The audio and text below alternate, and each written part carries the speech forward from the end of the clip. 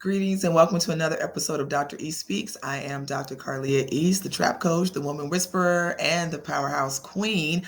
Bringing to you this episode, we are going to be focusing on our negative thought processes. Now, I know we've talked about negativity and not allowing other people to determine our stress levels, but today we're going to talk about you not leaving that last thought as your negative thought. Like, how many times is your last thought of negativity the one that you leave in your mindset? Let me give you an example.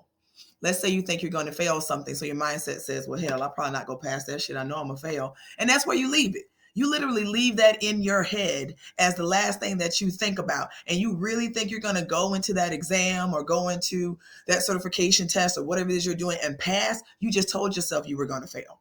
You feel me? So you got to do better at not allowing that negative self-talk to be your last thought process. Instead, why don't you work through that shit? So if you're going to say, okay, I'm probably going to fail, then what does failure look like?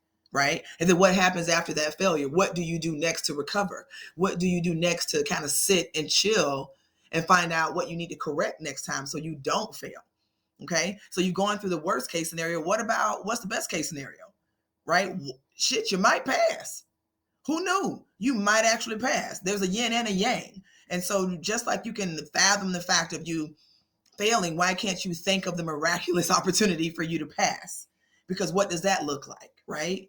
And then play out the middle ground. What does it look like to be in the middle? Let's say you don't necessarily pass with flying colors, you're not failing, but you're somewhere in the middle, because that's where many of us land.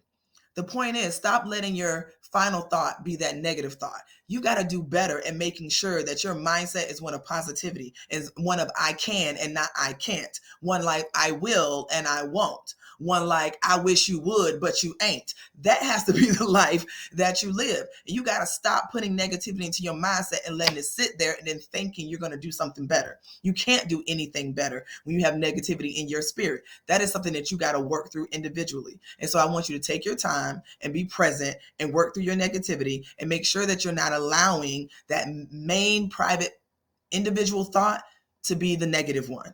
Put some positive spin on that. All right. All right. So Dr. East turning into you. Thank you so much for tuning in to me. Make sure you keep listening for next week because your girl will be back. Take care. Bye. Oh my God.